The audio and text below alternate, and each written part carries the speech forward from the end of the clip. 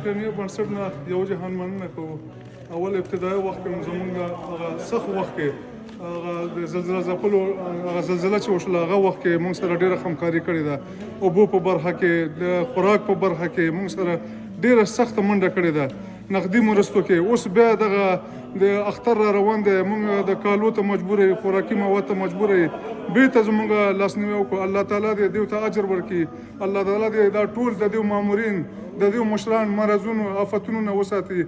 الله تعالی دې د دوی کاروبار کې برکت واچوي. دا صدقه چې موږ سره کړې ده الله دې د دوی رزق پراخ کړي. امين الله توفیق.